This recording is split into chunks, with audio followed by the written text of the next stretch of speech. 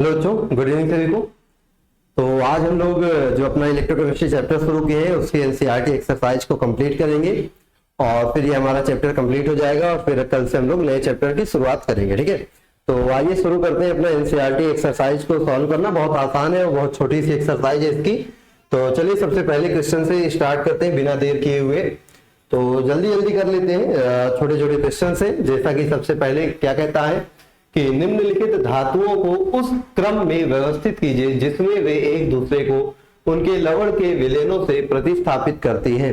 मतलब इस जो आपको 5 धातुएं दी हैं, इन 5 धातुओं में ये बताना है कि किस धातु की प्रतिस्थापन क्षमता सबसे ज्यादा है और किस धातु की प्रतिस्थापन क्षमता सबसे कम है। तो आप ध्यान दीजिएगा बेटा। तो सबसे ज्यादा प्रतिस्थापन क्षमता जो विद्युत रासायनिक श्रेणी में जो तत्व विद्युत रासायनिक श्रेणी में ऊपर की ओर होगा उसकी जो प्रतिस्थापन क्षमता होगी वो ज्यादा होगी और जो नीचे होगा उसकी प्रतिस्थापन क्षमता क्या होगी, कम होगी।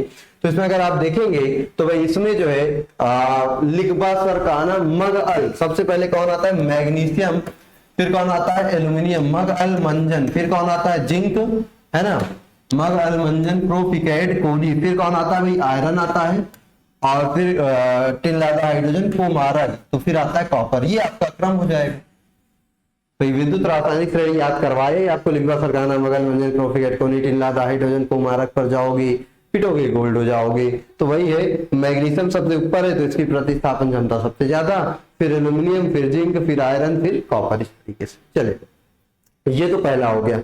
अगला क्या कहता है, अगला कहता है कि निम्नलिखित दिए गए मानक इलेक्ट्रोड विभवों के आधार पर धातु को उनकी बढ़ती हुई अपचायक क्षमता के क्रम में व्यवस्थित कीजिए। तो सिंपल सी बात है भाई, जो अपचायक क्षमता होती है वो इनवर्सली प्रोपोर्शनल होती है किसके, इलेक्ट्रोड विभव के।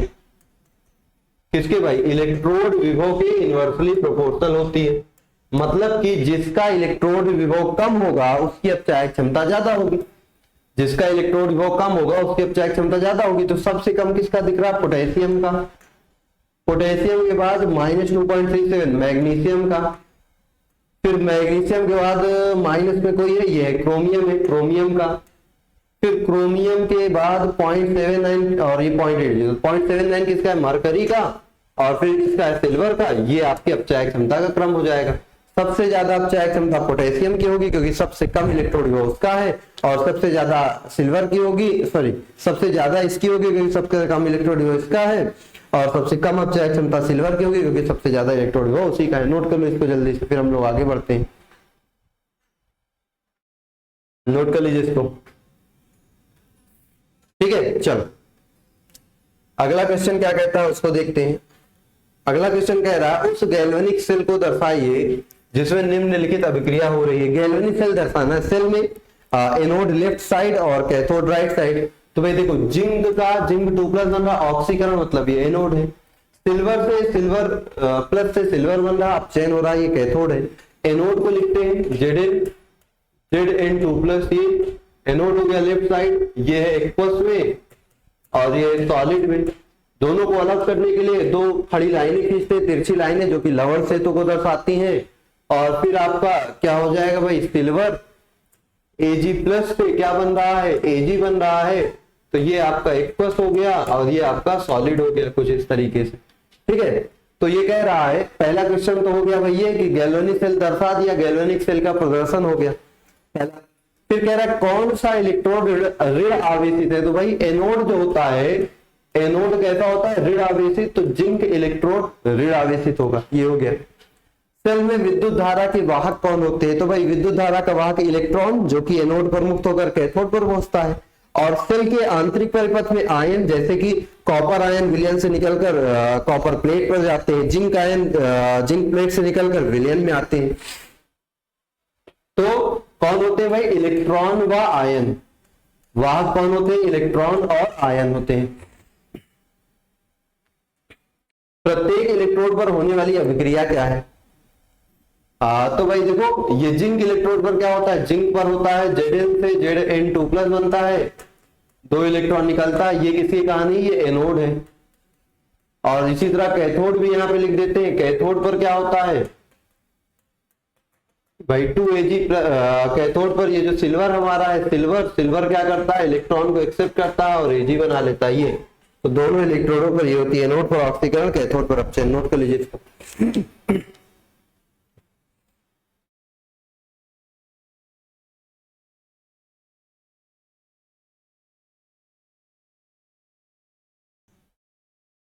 चलिए हो गया, आगे बढ़ते हैं फिर, ठीक है। तो इसके बाद देखोगे तो अगला क्वेश्चन क्या कह रहा है, अगला क्वेश्चन ये कह रहा है, नोट कर लो पहले। तो अगला क्वेश्चन क्या कह रहा है उसको देखते हैं।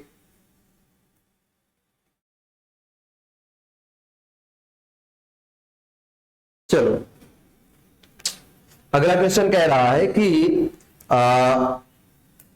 ये जो आपको सेल दिया है क्रोमियम से Cd2+ और Cr3+ और Cd बन रहा है, इस सेल का मानक सेल विभव, तो मानक सेल विभव क्या होता है, E not of cell is equal to होता है E not of cathode minus E not of anode, यही होता है। कैथोड क्या है भाई, इसमें कैथोड है कौन, कैडमियम। कैथोड अपनी कौन है, कैथोड है अपनी कैडमियम। तो कैथोड है कैडमियम और एनोड है क्रोमियम। तो सिंपल सा देखोगे तो भाई E नॉट ऑफ सेल क्या हो जाएगा, E नॉट ऑफ सेल भाई E ऑफ कैथोड क्या है, कैथोड है ये कैडमियम, तो Cd2+ से Cd और minus E not of Cr3+ से Cr, ये एनोड। यही तो है कैथोड माइनस एनोड, ऐसे ही तो सेल विभव निकाला जाता है, कैथोड माइनस एनोड। अब आप जो है आपके पास विद्युत रासायनिक श्रेणी, देखो यहाँ पे मान नहीं दिया है, यहाँ पे एनोड और कैथोड के इलेक्ट्रोड विभव का मान नहीं दिया हुआ है, लेकिन जब आपसे एग्जाम में पूछेगा, ठीक है, तो वहां पे दिया रहेगा, उसकी टेंशन मत लो। बाकी अभी इसको सॉल्व करने के लिए आपकी बुक है, बुक में देख लो, इलेक्ट्रोकेमिकल सीरीज बनी है, सभी के इलेक्ट्रोड विभव के मान दिए हुए हैं। तो हम आपको बताएं तो भाई कैडमियम का इलेक्ट्रोड विभव देखोगे बुक में तो -0.40 है, और इसका देखोगे तो -0.74 मिलेगा। तो ये टोटल कैलकुलेट करेंगे तो ये क्या आ जाएगा भाई, ये टोटल आ जाएगा प्लस का 0.34 वोल्ट, ये आपका आंसर आ जाएगा। ठीक है, आप देख लीजिएगा बुक में, आपको इसका आंसर मिल जाएगा। इसी तरीके से दूसरे वाले का, भाई दूसरे वाले का भी आप निकाल लोगे, E of cell equal to, दूसरे वाले में एनोड है, सॉरी कैथोड है सिल्वर और एनोड है आयरन, तो कैथोड माइनस एनोड, एनोड कौन है, आयरन, आयरन का अपचयन होगा। ये आप देख लीजिएगा, दोनों की वैल्यू रख दीजिएगा, आपका आंसर आ जाएगा। ठीक है, चलो नोट कर लो इसको जल्दी से, तुरंत सभी लोग इसको नोट करेंगे।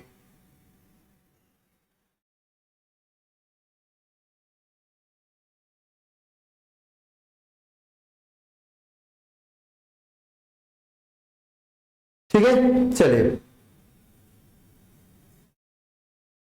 वैल्यू इनकी आप देख लीजिएगा, वैल्यू इसकी वैल्यू लगभग 0.80 मिलेगी और इसकी वैल्यू 0.77 मिलेगी।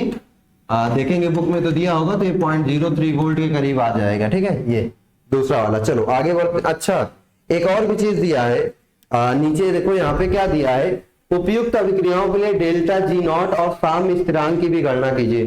तो चलिए भाई, फिर इसके लिए हमें डेल्टा G नॉट निकालना है, तो हमें अगले पेज पे चलना होगा। 0.34 याद रखो। तो सेल हमारा क्या था, सेल था CrCd, हमारा सेल है CrCd2+ से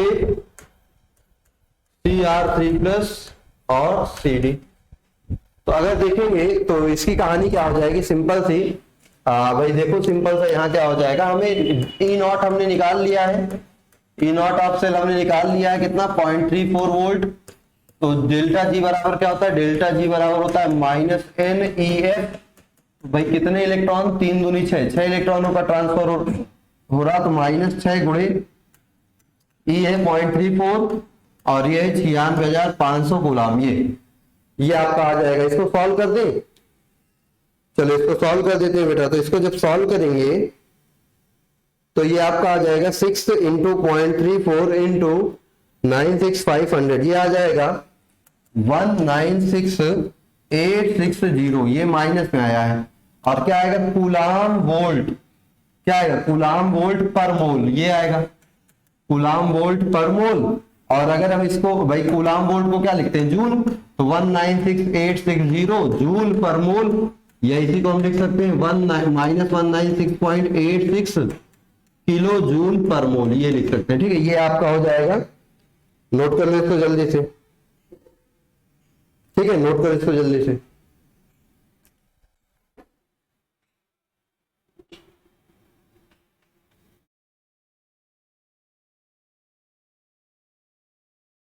ठीक है,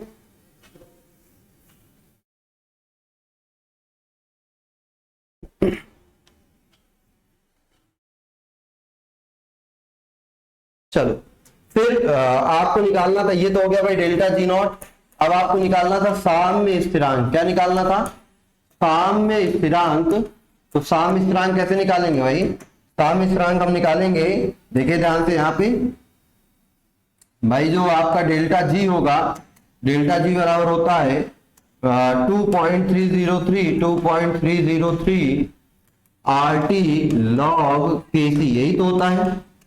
तो भाई केसी लॉग केसी बराबर क्या हो जाएगा? लॉग केसी डेल्टा जी का मान -196,860 डिवाइडेड बाई ये 2.303, क्योंकि ये जूल में है, सॉरी जूल में है, तो इसलिए आर का मान भी जूल वाला रखेंगे 8.314 जूल। और टेम्परेचर तो आपको दिया ही था 298 केल्विन। बस इसको सॉल्व कर लेंगे, यहाँ से के का मान निकल जाएगा। ये आपका प्रोसेस हो गया, यहाँ से के का मान निकल जाएगा। इसी तरह से अगली वाली रिएक्शन में भी आप निकाल लीजिएगा। ठीक है, चलो नोट कर लो इसको, फिर हम लोग आगे बढ़ते हैं। नोट करो इसको, तो इसको कैलकुलेट करके लॉग एनटी लॉग ले लेना, तो एनटी लोगे तो के बराबर इधर एनटी में जो भी वैल्यू आएगी उसकी वैल्यू निकाल लेना, आपका आंसर आ जाएगा। ठीक है, नोट कर लो इसको। चलिए, तो अगले क्वेश्चन पे फिर चलते हैं। अगला क्वेश्चन क्या कहता है अपना, तो इसी तरह इसके लिए भी निकाल लो। देखो ई नॉट पता हो गया, जी नॉट हो जाएगा -NEF और जी निकल जाएगा, तो फिर केसी निकाल सकते हो। चलो अगला क्वेश्चन देखते हैं बेटा। अगला क्वेश्चन आपका ये है कि नर्स समीकरण और ईएमएफ लिखना है। mg से mg2+ का, Cu2+ से Cu का नर्स समीकरण और ईएमएफ लिखिए। तो भाई चलिए, सबसे पहले जो है हम एक रिएक्शन के लिए बता दे रहे हैं, एक सेल के लिए, बाकी सबके लिए आप अपने से कैलकुलेट कर लीजिएगा। चलिए हम पहले वाले के लिए बताते हैं। तो भैया पहला वाला जो है वो क्या है? पहला आपका देखिए क्या बन रहा है भाई, mg से बन रहा है mg2+, जिसकी कंसंट्रेशन है 0.001 मोलर। फिर आपका बन रहा है कौन? कॉपर। Cu2+ से बन रहा है Cu2+ की कंसंट्रेशन दी है ना 0.0001 मोलर, इससे बन रहा है Cu। कह रहा है इसके लिए नर्स्ट समीकरण लिखिए और सेल विभव भी बताइए। तो भाई नर्स्ट समीकरण लिखना तो बहुत आसान है। नर्स्ट समीकरण कैसे लिखोगे? अगर हम सिंपल सी आपसे बात बताएं तो सबसे पहले देखते हैं क्या करते हैं। नर्स्ट समीकरण के लिए पहले सेल रिएक्शन लिखेंगे। तो सेल रिएक्शन mg से mg2+ बन रहा, mg प्लस Cu2+, mg से बन रहा mg2+ और Cu2+ से बन रहा Cu। ये सेल अभिक्रिया हो गई। ये क्या हो गई? सेल अभिक्रिया। अब सेल अभिक्रिया के बाद क्या लिखेंगे? नर्स्ट समीकरण। नर्स्ट समीकरण, तो नर्स्ट समीकरण कैसे लिखेंगे भाई? इसी को देखकर, E of cell is equal to E not of cell minus 0.0591 upon 2 log, इधर क्या है mg2+, तो ये हो जाएगा mg2+, और उधर क्या है Cu2+, तो इधर हो जाएगा Cu2+। ये आपका सेल विभव आ गया, सॉरी नर्स्ट समीकरण आ गया। अब आपसे कह रहा है कि इसी सेल का सेल विभव बताइए। तो अगर ये बताना है हमें, ईएमएफ बताना है, ये हमें पता है, बाकी सारी चीजें भी पता है। ई नॉट ऑफ सेल कैसे पता है? चलो कैसे पता है, देखो यहाँ पे भाई ई नॉट ऑफ सेल आपको मिलेगा कैसे?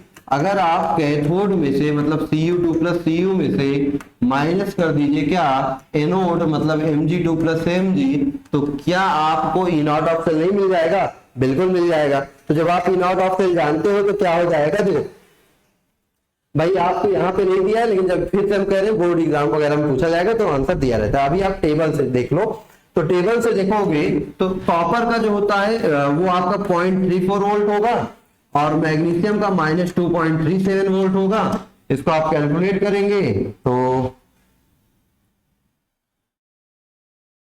माइनस माइनस प्लस, ये लगभग 2.71 वोल्ट के करीब आ जाएगा। क्या आ जाएगा भाई? 2.71 वोल्ट के करीब आ जाएगा ये। और इसके बाद अगर आप देखोगे तो ये आपका ई नॉट आ गया, बस यहाँ पे वैल्यू रख दीजिए। यहाँ पे वैल्यू रख दिया जाए तो ई ऑफ सेल आ जाएगा। क्या? E of cell is equal to 2.71 minus 0.0591 upon 2 इलेक्ट्रॉनों का ट्रांसफर, लॉग बेस 10 ऊपर है 0.001, नीचे है 0.0001, तो ये वैल्यू आएगी E of cell is equal to, क्या हो जाएगा भाई? E of cell is equal to आपका हो जाएगा 2.71 माइनस 0.0591 अपॉन 2 लॉग बेस 10, और ये भी 10 हो जाएगा, 3 0 कट जाएगा, ये 10 हो जाएगा। तो ये कुल मिला के वैल्यू क्या आ गई? E of cell is equal to 2.71 minus 0.02 दूनी 4, 2 9 18, 2 5 10, 2 5 10 माइनस कर दो, तो भाई 10 में से 5 गया तो 5 बचा, 9 में से 5 गया तो 4 बचा, 9 में से 9 गया तो 0 बचा। ठीक है, अब फिर 10 में से 2 गया तो 8 बचा, 6 बचा, 7 0 गया, ये 6 बचेगा, 6 हो जाएगा और ये 2 हो जाएगा। ये हो गया 2.68 और 045 वोल्ट। ये आपका आंसर आ जाएगा। नोट कर लो इसको, ये आपका आंसर आ जाएगा। नोट कर लीजिए इसको, जल्दी से नोट कर लीजिएगा इसको।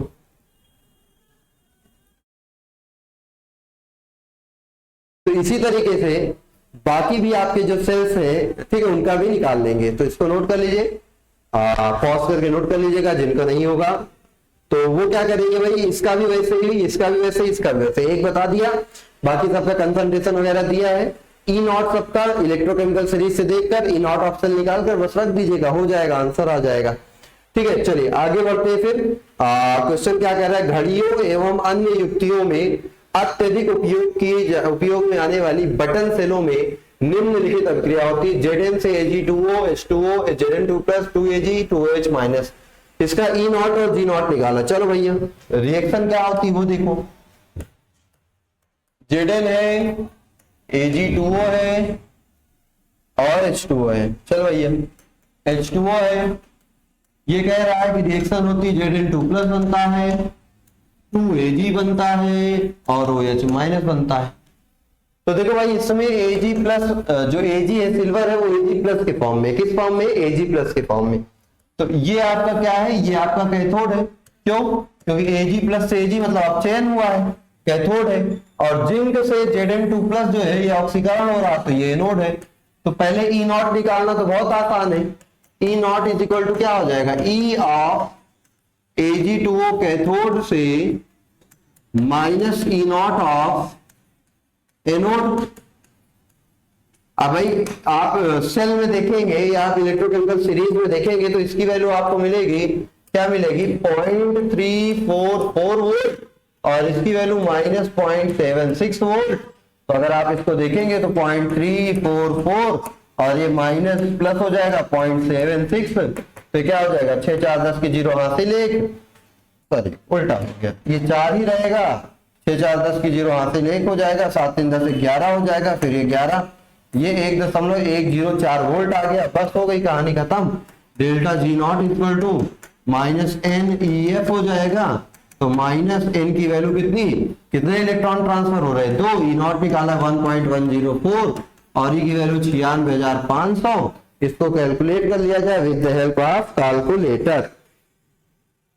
तो बेटा ये क्या हो जाएगा? 96,500 गुणे 1.104 गुणे 2, ये 213.072, 213 माइनस में 072 कूलाम वोल्ट पर मोल आएगा, और कूलाम वोल्ट मतलब जूल, तो माइनस 213.072 जूल पर मोल, या फिर अगर आप देखिए तो माइनस 213.072 फिर किलो जूल पर मोल। ये आपका आंसर आ जाएगा।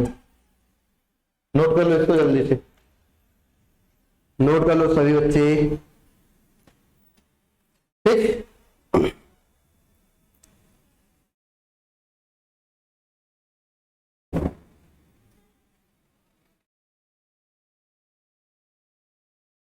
आगे बढ़ा जाए, चलिए आगे बढ़ते हैं। अगला क्वेश्चन क्या कहता है, अगला क्वेश्चन कहता है कि किसी विद्युत अपघट के विलयन की चालकता मूलर चालकता की परिभाषा दीजिए और सांद्रता के साथ इनमें परिवर्तन की विवेचना कीजिए। ये चीजें आपको हमने थ्योरी पार्ट है, थ्योरेटिकल पार्ट है, ये चीजें क्लास में डिस्कस हुई है, वहां से आप देख लीजिएगा, थ्योरेटिकल पार्ट है। फिर आप देखिएगा 298 8वां क्वेश्चन है, 298 केल्विन पर 0.20 मोलर केसीएल विलयन की चालकता। तो भैया आप देखो मोलैरिटी दिया है 0.20 और कापा की वैल्यू दिया है कितना 0.0248 सीमेंस सेंटीमीटर इनवर्स है। तो इसकी मोलर चालकता का परिकलन करना है। तो भाई लेमडा एम बराबर क्या होता है, kappa into 1000 divided by M. कापा कितना दिया है 0.0248, ये कितना है 1000 बटे ये कितना है 0.02, तो यह आ जाएगा 248/2। तो कुल मिला के आंसर आ जाएगा 124 ohm inverse centimetre square mole inverse. ये आपका क्या आ जाएगा, आंसर आ जाएगा। बस हो गया भाई, फॉर्मूला था, फॉर्मूले में वैल्यू रख के बस सॉल्व करना था। एम दिया, कापा दिया, बस हो गया, आंसर आ गया। नोट करो इसको जल्दी से। तो अगला क्वेश्चन देखते हैं।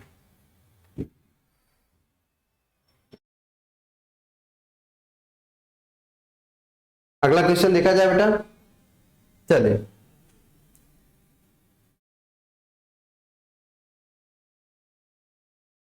अगले क्वेश्चन में क्या होगा, अगले क्वेश्चन में हो जाएगा कि एक चालकता सेल जिसमें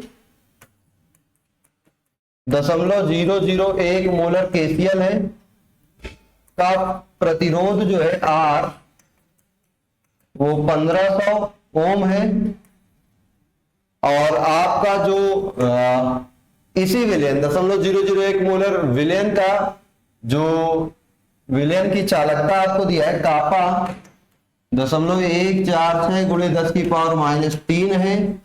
तो कह रहा है सेल का सेल स्थिरांक क्या होगा, सेल स्थिरांक क्या होगा। चलो भाई, तो सिंपल सी कहानी है, ध्यान दीजिएगा। यहाँ पे अगर हम यहाँ से बात करें तो क्या हो जाएगा, सेल स्थिरांक x equal to kappa into R. Kappa क्या है 0.146 गुणे 10⁻³ और गुणे क्या 1500, ये बस सॉल्व कर लो भाई। आपका ये आ जाएगा 0.146 गुणे 1.5, जो सॉल्व करोगे भाई सेंटीमीटर इनवर्स में आंसर आ जाएगा। और क्या चाहिए, बस हो गया, आंसर खत्म, यही आंसर हो गया। सॉल्व कर लीजिए इसको, जो आएगा वही आंसर हो जाएगा। ठीक है, चल इसके बाद वाला क्वेश्चन थोड़ा सा अच्छा है, उसको करने में थोड़ा सा मजा आएगी। आजा भैया, चलो तो इसको रफ करते हैं, फिर आगे बढ़ते हैं। आगे बढ़ते हैं तो देखते हैं क्या मिलेगा। सॉल्व कर लेना, सिंपल सा क्वेश्चन। सेल स्थिरांक बराबर चालकता गुणे प्रतिरोध होता है भाई, फार्मूला में वैल्यू रख के। कह रहा है 298 केल्विन पर सोडियम क्लोराइड की विभिन्न सांद्रताओं पर चालकता का मापन किया गया। ठीक है, जिसके आंकड़े कुछ इस प्रकार से हैं। तो कह रहा है कि सभी सांद्रताओं के लिए डेल्टा एम का परिकलन कीजिए एवं डेल्टा एम और c⁻² के मध्य आलेख कीजिए। तो बेटा डेल्टा एम बराबर क्या होता है, delta infinite M minus a⁻√c, या इसी को तो लिखते हैं ना, डेल्टा इनफाइनाइट माइनस a⁻c⁻1/2, यही तो होता है। लेमडा एम बराबर यही होता है। तो सिंपल से यहाँ देखोगे तो क्या हो जाएगा कहानी, ये आपका लेमडा एम की कहानी हो गई। तो यहाँ से ग्राफ जो बनता है, ग्राफ कुछ इस तरीके से बनता है। लेमडा एम हो गया कहाँ, y एक्सिस पर, और जो c⁻1/2 है वो x एक्सिस पर, और माइनस में प्रवणता, इसकी ढाल माइनस है तो ग्राफ ऐसे आता है। और यही वाला पार्ट क्या कहलाता है, लेमडा इनफाइनाइट एम कहलाता है, और ये जो ढाल होती है ये a कहलाती है। तो कह रहा है इन दोनों के बीच ग्राफ बनाना है। चलो, और लेमडा नॉट का मान भी बताना है। चलो भैया बहुत सिंपल है, कुछ इसमें है नहीं, चलो देखते हैं। ठीक है, बस ये वैल्यू आप ध्यान रखो, आओ देखते हैं। तो सबसे पहली वैल्यू क्या दी थी, 0.001 पे 1237, 0.001 पे दिया है 1.237। फिर अगला 0.010 पर है कितना 1185, 11.85।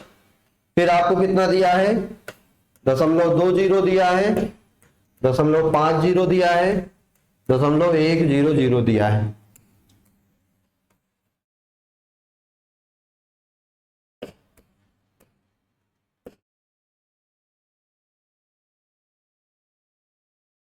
चलिए देखेंगे 55, 53 और 106.74, 23.15, 55.53, 106.74। तो अगर आप देखेंगे भाई ध्यान से तो आपको क्या दिखेगा, ये जो चीजें हैं इसको एक डब्बे में कर लेते हैं।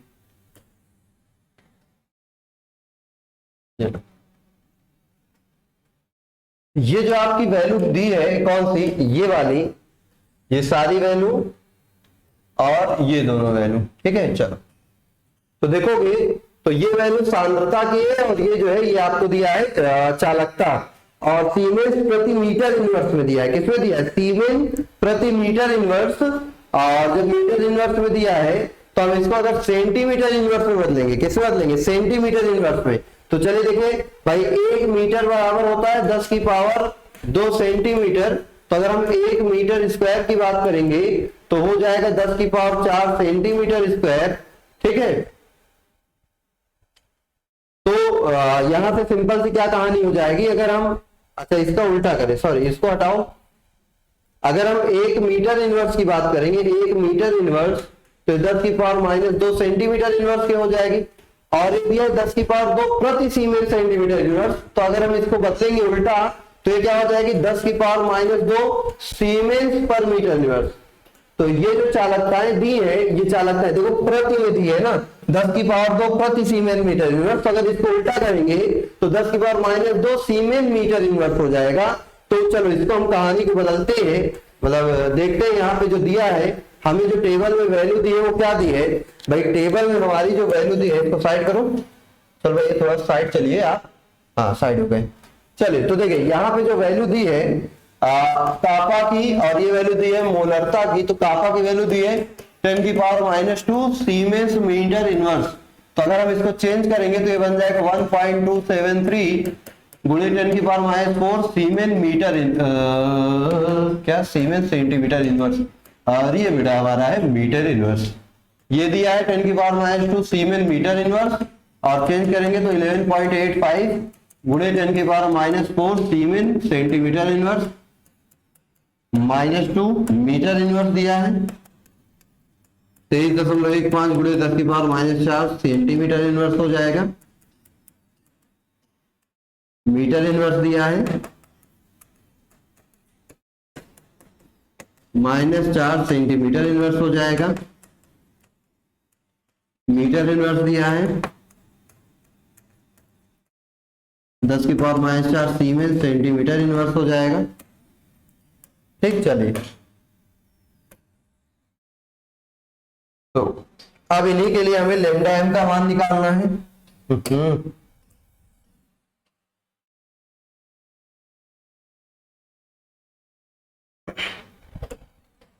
तो लैम्डा एम कैसे निकलेगा, चलो देखो भाई, लैम्डा एम का फॉर्मूला होता है ना, लैम्डा एम का फॉर्मूला क्या होता है, लैम्डा एम का फॉर्मूला, तो लैम्डा एम बराबर कापा इंटू 1000 बाई एम।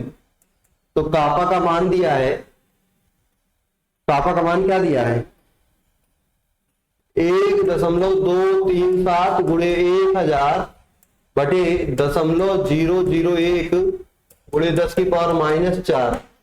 तो -4 तो ये खा जाएगा, और 10 की पावर -1 बचेगा तो ये आ जाएगा 123.7। को कैलकुलेट करोगे तो 123.7 आएगा। चलो इसको कैलकुलेट करते हैं। लैम्डा एम बराबर 11.85 गुणे 10 की पावर -4 गुणे 1000 बटे आपका 0.010। तो इसको सॉल्व करिएगा तो 118.5 आएगा। 3 0 से 3 0 कैंसिल, 3 इधर आएगा, 3 इधर जाएगा, 1 0 से 1 0 कैंसिल, ये हो जाएगा 118.5। चलो ये कितना है लैम्डा एम 23.15 गुणे 10 की पावर 4 गुणे 1000 बटे 0.020। तो ये कितना आ जाएगा 2 1 कम 2 2 1 कम 2 2 पंचे 10, फिर एक इधर आया 2 पंचे 10, फिर 2 सते 14 2 पंचे 10। तो ये आ जाएगा 115.75, ठीक है। और इसका लैम्डा एम निकालेंगे तो इसका लैम्डा एम कितना 55.75 5 3 गुणे 10 की पावर -4 गुणे 1000 बटे कितना भाई 0.050। तो इसको काटेंगे 3 0 3 0, ये 2 0 इधर आएगा, ये 555.3 555.111.06 ये आएगा। और इसको अगर करेंगे तो लेमडा एम बराबर 106.74 गुणे 10 की पावर -4 गुणे 1000 बटे 0.10, जो 4 4 4 कट गया, बचेगा कितना 106.74 ही बचेगा, ये हो गया। तो देखो आपको लेमडा एम का मान मिल गया, लेमडा एम का क्या मिल गया मान। तो थोड़ा सा अगर हम इसको समेट दे, मतलब देखोगे आप तो चलो भाई साइड में,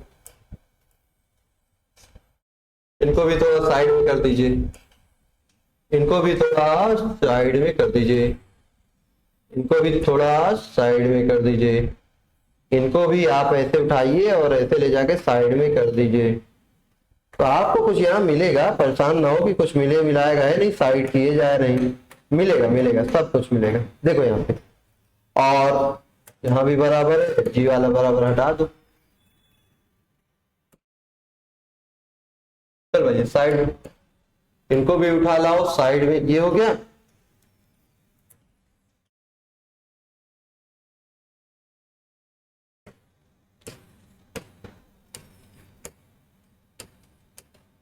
भाई m का मतलब क्या है, ऊपर दिख रहा है ना, हाँ m का मतलब है c, m का मतलब क्या है c। और हमें अगर ग्राफ बनाना है तो ग्राफ बनाने के लिए हमें क्या चाहिए भाई, ग्राफ बनाने के लिए हमें चाहिए c की पावर 1/2, मतलब c का रूट, मतलब हमें रूट c, या हम कह सकते हैं हमें रूट c की वैल्यू चाहिए, रूट c मतलब c की पावर 1/2 का। तो ये सबका स्क्वायर रूट निकालो, किसका 0.01 का स्क्वायर रूट निकालो। चलो निकाल लेते हैं भाई, कैलकुलेटर तो अपने पास है ही, तो चलो मोड लगाते हैं और यहां से रूट 0.001 ये आ जाएगा 0.0316, 0.0316 ये आ जाएगा। इसी तरीके से अगर हम ये निकालते हैं 0.010 का, ठीक है, रूट स्क्वायर रूट, तो ये आ जाएगा 0.100।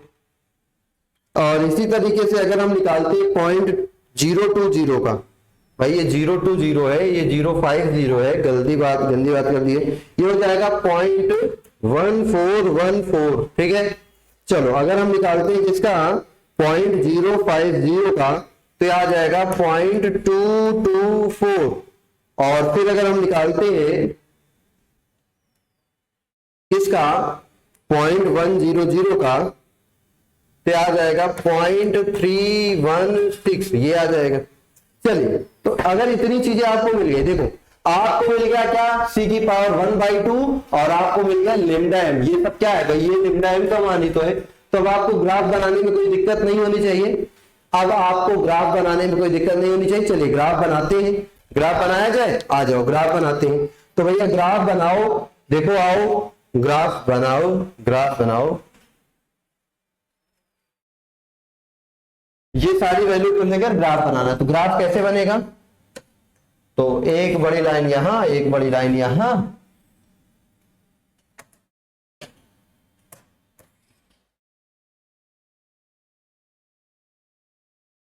ठीक। ये अब ग्राफ अगर हमें बनाना है तो देखो सबसे पहले इस पे मार्किंग करनी पड़ेगी भाई, ये शो करेगा c की पावर 1/2 को और ये शो करेगा लेमडा एम को। तो पहले c की पावर 1/2 देखकर बनाते कहां से कहां तक है। तो c की पावर 1/2 जो है 0.3 से लेकर 0.03 से लेकर 0.3 तक है, 0.03 से लेकर 0.3 तक है। तो चल भैया आगे आ जाओ, बनाते हैं। तो यहां शुरू करेंगे 0.00 से, फिर 0.05, 0.10, 0.15, 0.20,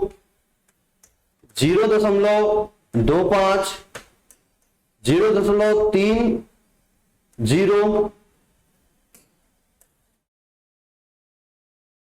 और फिर आपका जो होगा 0.35, और 0.40, ये आपका नीचे मार्किंग करेंगे।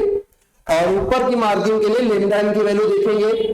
तो लेमडा एम की वैल्यू कहां से कहां तक, 123 से है 106 तक। तो हम 106 से 123 से 106 तक है ना, चलो बनाते हैं इसको भी। 123 से 106 तक है, तो यहां 0 हो गया। ये आप मार्क कर लो 100, फिर मार्क कर लो 105, फिर मार्क कर लो 110, 115, 120,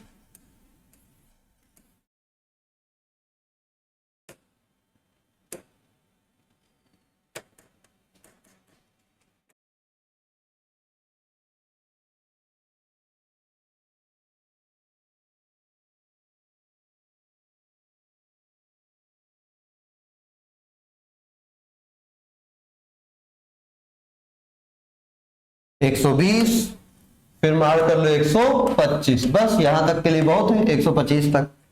अब सब मिलाते जाओ। देखो सबसे पहली वैल्यू देखोगे तो सबसे पहले, अच्छा इसको कॉपी कर लाओ ना भाई, कॉपी कर लाओ, कहे टेंशन में इतना। इस वैल्यू को कॉपी कर लीजिए, किसको, ये c की पावर 1/2 वाली को कॉपी कर लेते हैं। तो कॉपी, आ जाओ यहां पेस्ट कर देते हैं बगल में।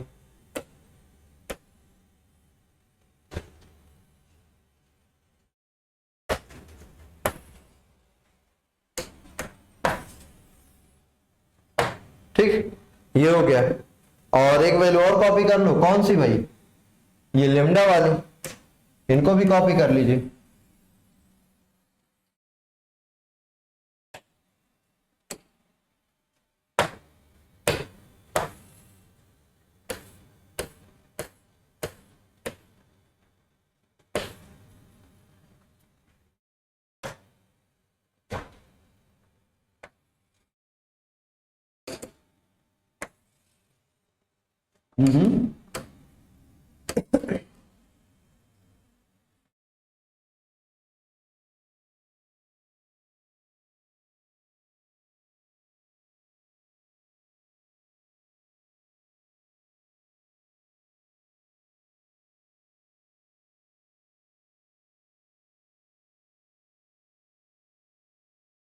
ये इसको कॉपी करके यहां हमने रख दिया, ठीक है।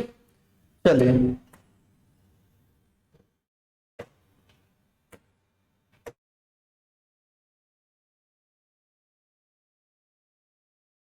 तो ये आपकी जो है वैल्यूज आ गई, ये आपके मान सारे लिखे हुए हैं, लेमडा एम और c की पावर 1/2 के सारे मान आपको दिए गए हैं यहाँ पे। ये आपका c की पावर 1/2 है और ये आपका लेमडा एम है, ठीक है। चलो तो मार्क करो यहाँ पे, ग्राफ पे इसको मार्क करो। तो ग्राफ पे मार्क करते हैं ब्लू कलर से। 0.0316 यहाँ पे होगा और 123 दशमलव समथिंग, 123 समथिंग यहाँ पे। तो 0.0 के सामने यहां पर होगा ये पॉइंट, यहां पे होगा कौन सा पॉइंट, यहां पे होगा 0.0316 123.7 दिख रहा होगा बकायदा, दिख रहा अच्छे से, नहीं दिख रहा कलर दूसरा ले लेंगे। तुमको नहीं दिखेगा तो भाई तुम्हारे लिए तुम कर रहे हैं तो कलर दूसरा ले लेंगे, आपको नहीं दिखेगा तो हम भाई कलर बदल देंगे। यहाँ पे कलर कौन सा ले लेते, ये 0.0316 और 123.7। अब तो दिखेगा, दिखेगा, इतना दिख रहा है, इतनी भी कमजोर तुम लोग की आंखें नहीं है। चलो अगला, ये 0.10, तो 0.10 ये है, फिर है 118.5। तो 0.10 पे 118.5 कुछ यहाँ पे समथिंग आएगा। 0.10 पर 118.5 ये आ गया, ठीक। फिर तीसरा वैल्यू देखो 0.1414। तो 0.1414 जो है भाई वो समथिंग यहां पे आएगा, 0.1414 यहां पे आएगा और इसके सामने कितना है 115। तो 115 और यहां पे आ जाएगा, ये यहां पे आ जाएगा 0.1414। तो 0.1414 115 दशमलव कितना बेटा 75, ये आपका आ जाएगा। फिर इसके बाद देखो 0.224, तो 0.224 कुछ यहाँ बीच में आएगा, करीब यहाँ पे 0.224 करीब यहाँ पे आएगा और एकदम बीच में इसके, और इसकी वैल्यू कितनी है 111 समथिंग, यहाँ पे कुछ, यहाँ पे ना, यहाँ पे थोड़ा सा, यहाँ पे है ना, यही कहीं पे है, यहाँ पे है समथिंग, यहाँ करीब मान लो ये, ठीक। तो ये कितना है 0.224 और इस पे कितना है 111.06। फिर आपको दिया है 0.316, तो 0.316 करीब यहाँ पे होगा और इसकी वैल्यू 106, तो 105 से जस्ट थोड़ा सा ऊपर, ये ज्यादा ऊपर है, इनको थोड़ा सा नीचे लाया जाए। एक सेकेंड,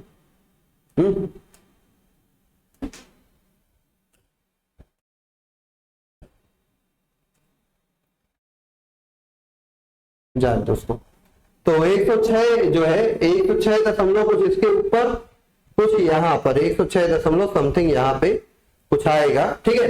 अब इसी को मिला दो, इन्हीं सबको क्या करना है, मिला देना है, इन्हीं सब बिंदुओं को मिला दीजिए। इन सब बिंदुओं को मिलाने पर जो आपको ये ग्राफ मिलेगा, ये आ गया क्या, लेमडा और सी बाई के बीच ग्राफ। बस यहाँ पे क्या लिख दो, यहाँ पे इसकी वैल्यू लिख दो, 0.316 पे था 106.7 का, तो भाई यहाँ पे थोड़ा थोड़ा जो वैल्यू है, ये जो डिस्टेंस है वो कम ज्यादा हो गया, इससे थोड़ा सा एग्जैक्ट जो है ग्राफ पे पॉइंट नहीं है। आप पटरी प्रकार से माप के जो है एग्जैक्ट एक एक पॉइंट नापेंगे तो आपको मिल जाएगा एकदम सीधा ये ग्राफ। यही आपको बनाना था, ठीक है, यही आपको क्या करना था भाई, बनाना था। चलो बना लो जल्दी से, ठीक है, यही आपको करना था, बना लो।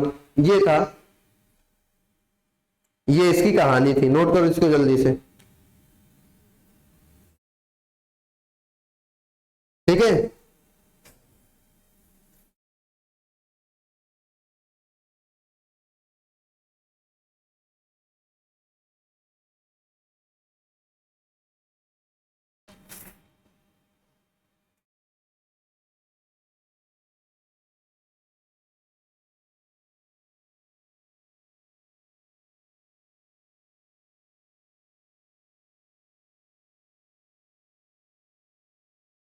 तो ये वैल्यू आपको मिल गई, और ये जो है अगर इसको देखेंगे आप, तो यहाँ पे 123 है, ये 124 है, ये जहां रेखा मिल रही है, ये पॉइंट 123 है, ये जहां रेखा मिल रही है 124 है, इसके जस्ट ऊपर 125 है। तो आपसे पूछा है लेमडा इनफाइनाइट, अनंत तंता पर, मतलब जीरो, जब भाई कंसंट्रेशन जीरो होगी, तो जीरो कंसंट्रेशन पे ये आप देखोगे ये लाइन कहां जा रही है, तो जीरो कंसंट्रेशन पे ये लाइन जा रही 124 पे, तो भाई अनंत तंता पर मोलर चालकता कितनी है, 124 है, siemens centimetre square mole inverse, ये ठीक है, ये आपको बताना था। तो जब हम रेखा को पीछे खींचेंगे तो ये 124 पे जाके मैच कर रही है, तो 124 पे जाके मैच कर रही है, तो इसका लेमडा इनफाइनाइट कितना है, 124 है। चलो तो ये नोट कर लीजिएगा, इसको पॉज करके नोट करिएगा, हम लोग आगे अगले क्वेश्चन की तरफ चलते हैं। बेहतरीन क्वेश्चन था, बढ़िया क्वेश्चन था। चलो अगला क्वेश्चन देखते हैं भाई। अगला क्वेश्चन आपके पास ये रहा, कह रहा है 0.0241 मोलर, कितना है भाई, मोलैरिटी दी है 0.0241 मोलर एसिटिक अम्ल की चालकता, मतलब कापा का मान दिया है 7.896 गुणे 10⁻⁵ इसकी मोलर चालकता ज्ञात करिए। तो मोलर चालकता भाई लेमडा एम बराबर क्या हो जाएगा, kappa into 1000 divided by M, तो 7.896 इंटू 10⁻⁴ इंटू 1000 डिवाइडेड बाई 0.00241, ये आ गया लेमडा एम। फिर कह रहा है यदि एसिटिक अम्ल के लेमडा नॉट का मान इतना है तो इसका वियोजन स्थिरांक के का मान निकालना है, जो बहुत आसान क्वेश्चन है। देखो पहले लेमडा एम कैलकुलेट करो, कैलकुलेटर से कैलकुलेट करते हैं भाई, तो ये वैल्यू आएगी, पहले नीचे वाली वैल्यू को भी चेंज करना है, 5 है ना, ये 5 है, तो 7.896 इंटू 10⁻⁵ इंटू 1000 डिवाइडेड बाई ये क्या हो जाएगा, 1 2 3 4 5 241 गुणे 10⁻⁵ 10⁻⁵ से 10⁻⁻ कैंसिल, 7896 डिवाइडेड बाई 241, इसको सॉल्व करो, 7896 डिवाइडेड बाई 241, ये आ जाएगा 32.7 से, कितना आएगा 32.7 से आ गया लेमडा एम। अब आप बताओ, आप जानते हो अल्फा का मान, अल्फा बराबर होता है lambda M at C, lambda M at infinite dilution. तो सी आपने निकाला है 32.76 और बटे ये दिया है लिम्डा इनफाइनाइट 390.5। तो चलो बताओ अल्फा कितना आएगा, 32.76 डिवाइडेड बाई बेटा 390.5, ये आ जाएगा 0.884, ये आएगा 0.84, अल्फा का मान 0.84 हो गया। अब आपको पता है वियोजन स्थिरांक यहां लिख देते हैं, k इज इक्वल टू होता है सी अल्फा स्क्वायर। तो सी का मान 0.00241 और अल्फा है 0.84 का होल स्क्वायर। इसको सॉल्व कर लेते हैं, देखो आंसर आ जाएगा। तो इसको सॉल्व किया जाए 0.00241 गुणे 0.804 आया था कि 84 आया था, भूल गया मैं, 32.76 डिवाइडेड 390.5, ये 0.084 आया था ना, हाँ वही तो 0.084 ये है। चलो तो 2.00241 गुणे 0.084 गुणे 0.084, ये हो जाएगा भाई 1 2 3 4 5, ये क्या आ जाएगा 1.7 इंटू 10 टू द पावर -5, ये आपका वियोजन स्थिरांक का मान हो जाएगा। नोट कर लो इसको। सबसे पहले एम और कापा दिया था तो लेमडा एम निकाल लिया, लेमडा एम आ गया तो इनफाइनाइट से डिवाइड किया, अल्फा का मान आ गया और आप जानते हुए स्थिरांक के equal to C alpha square रख के सॉल्व कर लिया, ये आपका वियोजन स्थिरांक का मान आ गया। नोट करो जल्दी से, एक नोट करिए जल्दी से तुरंत, फिर हम लोग आगे बढ़ते हैं।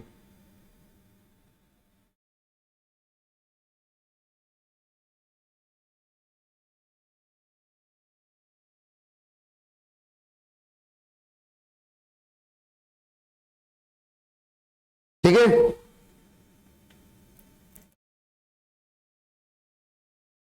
चलो तो आगे बढ़ते हैं। फिर क्वेश्चन क्या कह रहा है, क्वेश्चन कह रहा है कि निम्नलिखित के अपचयन के लिए कितने आवेश की आवश्यकता होगी। तो भाई आवेश की आवश्यकता देखो, एल्यूमिनियम 3+ को एल्यूमिनियम बदलना है, तो अगर इसको 3 इलेक्ट्रॉन दोगे तो 3 मोल इलेक्ट्रॉन देने पर ये Al3+ Al में बदल जाएगा। तो मतलब 3 मोल, 1 मोल इलेक्ट्रॉन का आवेश होता है 1 फैराडे, 3 का हो जाएगा 3 फैराडे आवेश। ये आंसर हो गया पहला सॉल्व। दूसरा, 1 मोल Cu2+ को Cu में, तो भाई Cu2+ को अगर 2 इलेक्ट्रॉन देंगे तो ये Cu में बदल जाएगा, तो 2 मोल इलेक्ट्रॉन मतलब कितना आवेश, 2 फैराडे आवेश, खत्म हो गया। अगला MnO4- को Mn2+ में, तो इसको करना पड़ेगा, MnO4- को बदलना है Mn2+ में। तो सबसे पहले ये देखो कि ये जो Mn है, Mn यहाँ कितने में है, +7 में है, तो +7 को +2 ले जाना है, तो अगर इसमें 5 माइनस कर दो मतलब 5 इलेक्ट्रॉन, तो 7 + 5 - 7 में से 5 गया, 2 प्लस बचेगा, तो इसको उसमें जाने के लिए 5 इलेक्ट्रॉन की आवश्यकता है, मतलब 5 फैराडे। ये आंसर हो गया। ठीक, चलो नोट करो उसको जल्दी से।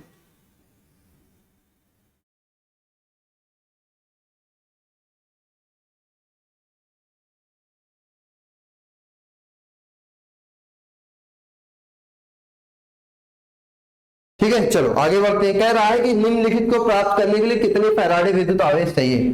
तो CaCl2 से कह रहा है 20 ग्राम कैल्शियम, तो 20 ग्राम कैल्शियम कह रहा है, CaCl2 से 20 ग्राम कैल्शियम, तो CaCl2 में Ca2+ है, तो चलो Ca2+ को अगर आप 2 इलेक्ट्रॉन दोगे तो हमें मिलेगा Ca, मतलब कि 40 ग्राम Ca प्राप्त करने के लिए हमें चाहिए 2 फैराडे। कितने चाहिए, 2 फैराडे। तो 40 ग्राम के लिए चाहिए 2 फैराडे, तो बताओ 20 ग्राम के लिए कितने चाहिए, 2/40 गुणे 20, मतलब कि 1 फैराडे। बस आवेश, यही आंसर हो गया भाई। CaCl2 में Ca2+ के फॉर्म में है, अब हमें Ca2+ से Ca बनाना है, तो Ca2+ को 2 इलेक्ट्रॉन दोगे तो Ca बनेगा। तो यहाँ देखो 40 ग्राम Ca के लिए चाहिए 2 मोल इलेक्ट्रॉन, मतलब कि 2 फैराडे का आवेश, तो 20 के लिए भाई इसका आता है 1 फैराडे आवेश, आंसर हो गया इसका 1 फैराडे।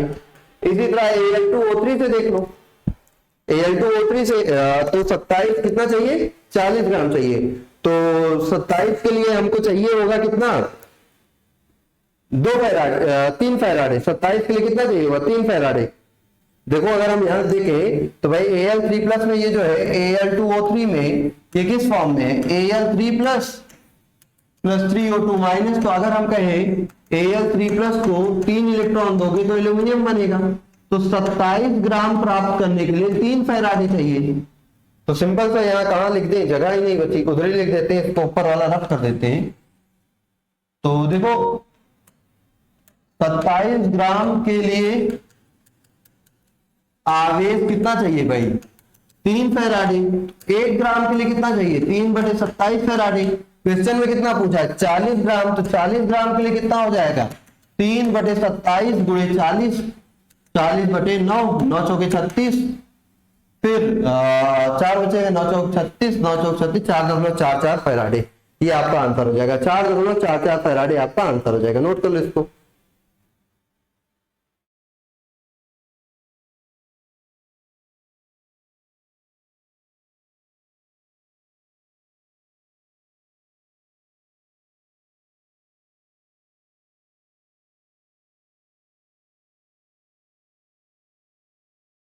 चलिए अगला देखा जाए। अगला क्या कह रहा है, कह रहा है कि अगला भी बड़ा आसान सा क्वेश्चन है।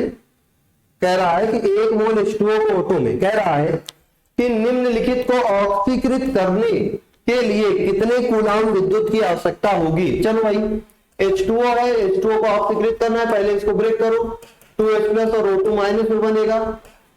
एनोड पर जाएगा कौन, O2-, क्या बनाएगा, हाफ O2 + 2 इलेक्ट्रॉन, और कैथोड पर जाएगा 2H+, 2 इलेक्ट्रॉन एक्सेप्ट करके अपचयित होगा, H2 बना लेगा। अब आपसे कह रहा है कि ये जो ऑक्सीकरण है, ऑक्सीकरण के लिए कितने आवेश की जरूरत है। तो देखो भाई ऑक्सीकरण प्रक्रिया में कितने इलेक्ट्रॉन निकल रहे हैं, 2 इलेक्ट्रॉन, मतलब आवेश कितना हो गया, आवेश हो गया 2 फैराडे, और 1 फैराडे का मतलब होता है 96,500। बस मल्टीप्लाई कर दो, 5 × 10, 6 × 12 13, 9 × 18 19, इतने कूलाम आपको आवश्यक होंगे। ठीक है, इतने कूलाम, 19330 कूलाम, इतना आवेश आवश्यक होगा। नोट कर लो इसको, सिंपल सा था।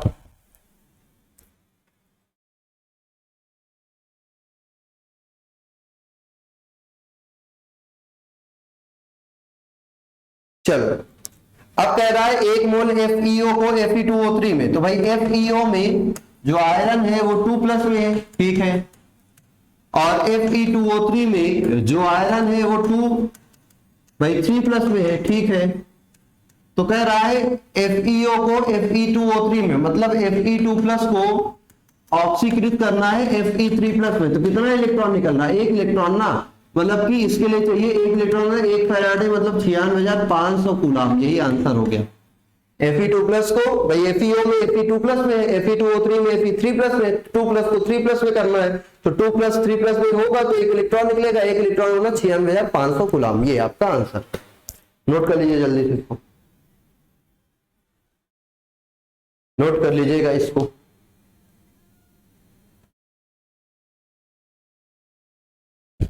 चलिए आगे बढ़ा जाए, फिर आगे बढ़ते हैं। अगला क्वेश्चन तो बड़ा ही प्यारा सा है। कह रहा है NiNO3 का होल ट्वाइस के 1 मिलियन का प्लेटिनम इलेक्ट्रोडों के बीच 5 एम्पियर की धारा प्रवाहित करते हुए I का मान दिया है 5 एम्पियर, 20 मिनट तक प्रवाहित कर रहा धारा, 20 मिनट तक विद्युत अपघटन किया गया। Ni की कितनी मात्रा कैथोड पर निक्षेपित होगी। बहुत ही आसान, NiNO3 का होल ट्वाइस, Ni2+ बनेगा, 2NO3 2- बनेगा। W = क्या होता है, E/96,500 गुणे I × T। तो भाई E आपका निकिल का, एक बात बताओ, निकिल का जो अणुभार होता है, निकिल का परमाणु भार कितना होता है। तो भाई निकिल का अगर परमाणु भार पूछे तो किसी को पता होना चाहिए। तो भाई निकिल का परमाणु भार लगभग 58.7 या 8 के करीब होता है, ठीक है। तो भाई इसका पहले तुल्यांक भार निकालो। तुल्यांक भार क्या होता है, परमाणु भार बटे n फैक्टर। तो इसका भाई m है और भार 58.8 के करीब, और बटे इसका n गुणांक मतलब संयोजकता, तो इसकी संयोजकता 2 है, तो 2 से डिवाइड कर दो, 2 दूनी 4, 2 9 18, 2 चौके 8, तो आ जाएगा 29.4 बटे 96,500, ठीक है। और अगर हम गुणा करें यहाँ पे आई कितना है 5 है और टी कितना है 20 मिनट, मिनट को सेकंड में बदलोगे ये 0, 1 0 2 0 ये कैंसिल हो जाएगा, 5 से कैंसिल करोगे 5 1 कम 5, 4 बचेगा, 5 9 45, फिर 1 बचेगा, 5 3 15, फिर आप भाई 6 दूनी 12 ऊपर है ही है तो 29.4 गुणे 6 दूनी 12 बटे 193। अब इसको सॉल्व करिए, देखिए कितना आंसर आता है, कैलकुलेट कर लेते हैं भाई with the help of calculator. कितना आ जाएगा 29.4 गुणे 12 बटे 193 आ जाएगा 1.82, 1.83 ग्राम। कितना आ जाएगा 1.83 ग्राम आपका आंसर आ जाएगा, ठीक है। नोट कर लो इसको, 1.83 ग्राम आपका क्या आ जाएगा आंसर आ जाएगा, नोट कर लीजिए इसको जल्दी से। सिंपल सा था भाई, वही फैराडे का प्रथम नियम W = ZIT, जेड का मान ये अपॉन 96,500 इंटू आई इंटू टी, 29.4 ये बटे सॉल्व कर लिया रख के भाई। तुल्यांक की भार ऐसे निकालते हैं और परमाणु भार बटे n गुणांक, n गुणांक मतलब संयोजकता, तो निकल का परमाणु भार इतना था, इसकी संयोजकता 2 दिख रही है यहाँ से, 2 + 1 आ रहा 2 है, रख के तुल्यांक की भार निकाला, ई का मान ये हो गया, आई का मान दिया था और 20 मिनट का मतलब 20 × 60 सेकेंड, भाई जब भी रखते हैं तो सेकेंड में ही रखना है। इस तरीके से ये आपका आंसर आ गया। चलो नोट कर लो, आगे बढ़ते हैं। फिर अगला क्वेश्चन कह रहा है कि दिए गए इलेक्ट्रोडों की सहायता से ये अनुमान लगाइए कि क्या ये अभिक्रिया संभव है या नहीं है, ठीक है। चलो देखते हैं भाई। तो अभिक्रिया की संभाव्यता, हमने आपको एक टॉपिक पढ़ाया था क्राइटेरिया फॉर प्रोडक्ट फॉर्मेशन, या एक चीज और पढ़ाया था अभिक्रिया की संभाव्यता। संभाव्यता मतलब अभिक्रिया होगी या नहीं, मतलब हमने आपको बताया था अगर जो आपका इलेक्ट्रोड विभव है वो पॉजिटिव है तो अभिक्रिया होगी, अभिक्रिया संभव होगी, अभिक्रिया संभव है।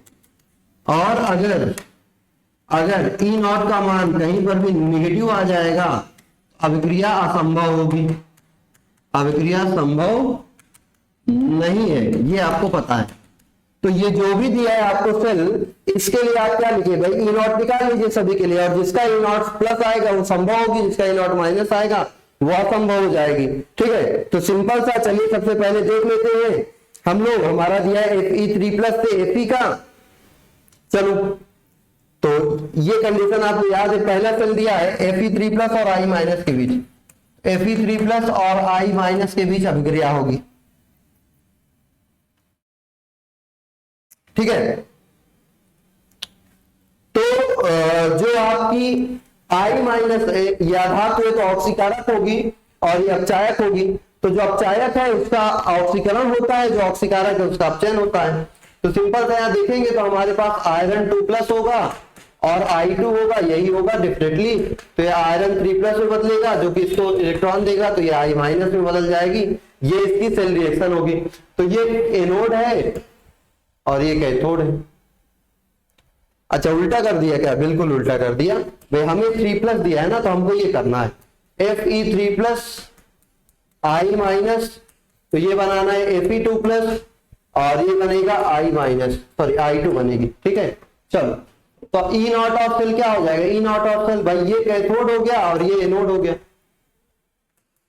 तो बराबर E ऑफ Fe3+ से Fe2+ बनने का और माइनस E ऑफ I2 से I- बनने का। तो बेटा अगर आप इलेक्ट्रोकेमिकल सीरीज में देखिएगा तो अभी अभी आपने 3+ से 2+ बनने का देखा था 0.77, क्या देखा था 0.77 देखा था आपने, 3+ से 2+ बनने का 0.77 देखा था, तो इसको आ जाएगा 0.77। और आयोडीन का अगर आप देखिएगा तो आयोडीन का होता है 0.54, तो इसको माइनस करेंगे, 7 में से ये गया 3, 5 में से 7 में से 5 गया 2, इतने वोल्ट। तो क्या इसका E0 पॉजिटिव है? बिल्कुल E0 पॉजिटिव है, मतलब ये अभिक्रिया संभव है। E0 पॉजिटिव है मतलब ये अभिक्रिया क्या है, संभव है, ठीक है। तो ये आपकी रिएक्शन पॉजिटिव है। इसी तरह से इन रिएक्शंस का भी चेक कर लोगे E0 निकाल के, अगर E0 जिसका E0 पॉजिटिव आएगा वो संभव होगी, जिसका E0 निगेटिव आएगा वो संभव नहीं होगी। बस इतना सा काम करना है। चलो नोट कर लो इसको जल्दी से, ठीक है।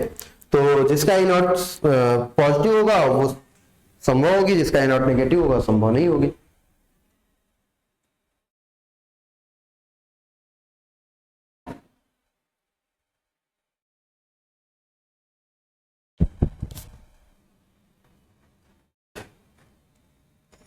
ठीक है, चलो जैसे एक और देख लो, ये Cu और Ag वाली तो Cu और Ag प्लस के बीच होगा तो Cu2 प्लस बनेगा और 2Ag ये बन जाएगी। तो इसमें ई नॉट ऑफ सेल क्या हो जाएगा, ई नॉट ऑफ सेल भाई हमारा एनोड है, सॉरी कैथोड है सिल्वर और एनोड है कौन, कॉपर। तो सिल्वर का होता है कितना 0.80 और कॉपर का होता है 0.34, तो कितना हो जाएगा, ये आ जाएगा 0.46 वोल्ट जो कि पॉजिटिव है। आपका ये भी अभिक्रिया संभव होगी, ये भी अभिक्रिया संभव होगी। इसी तरह से बाकी का भी चेक कर लेंगे तो आपको समझ में आ जाएगा। चलो आगे बढ़ते हैं, इसको नोट करो तो फिर हम लोग आगे बढ़ेंगे। ठीक है,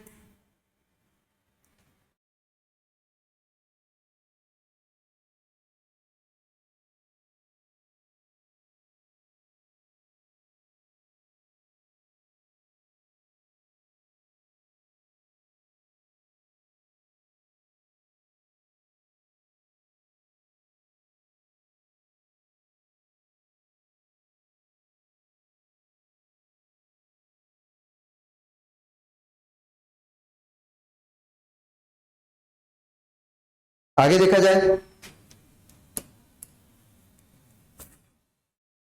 अब क्या कह रहा है, सिल्वर इलेक्ट्रोडों के साथ AgNO3 का जलीय विलयन।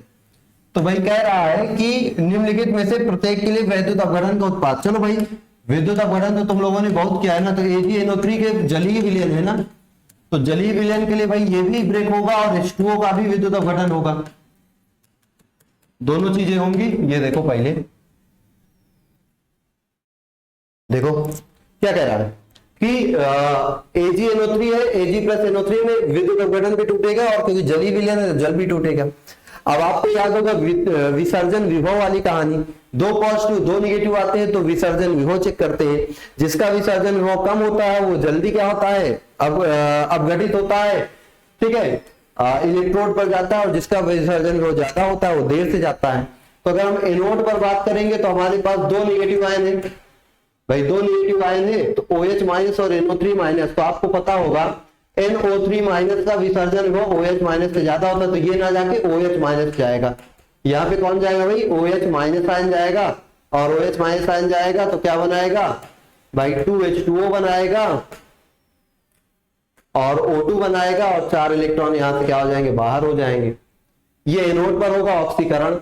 और कैथोड पर देखोगे तो भाई हमारा जो H प्लस होता है, H प्लस का विसर्जन विभव सिल्वर से ज्यादा होता है, तो H प्लस का विसर्जन विभव सिल्वर से ज्यादा होने के कारण सिल्वर जाएगा।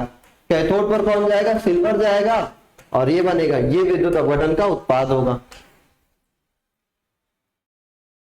इसी तरीके से बाकी का भी कर लेंगे, नोट कर लो जल्दी से।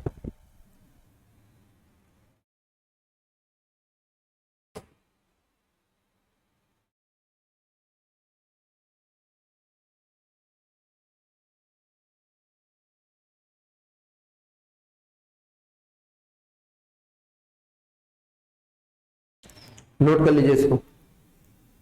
ठीक है, तो इसी तरीके से बाकी भी आप कर लोगे, आपको बताया गया है सारी चीजें तो कर लीजिएगा। फिर कोई दिक्कत होती है तो डाउट भेज दीजिएगा। अच्छा एक चीज ध्यान दो, यहां पे सिल्वर का ही इलेक्ट्रोड दिया है, ये बात हाँ एक चीज ध्यान देने वाली है भाई। AgNO3 का 2 बार कराया है, एक बार सिल्वर के साथ कराया, एक बार प्लेटिनम अक्रिय, सिल्वर सक्रिय है।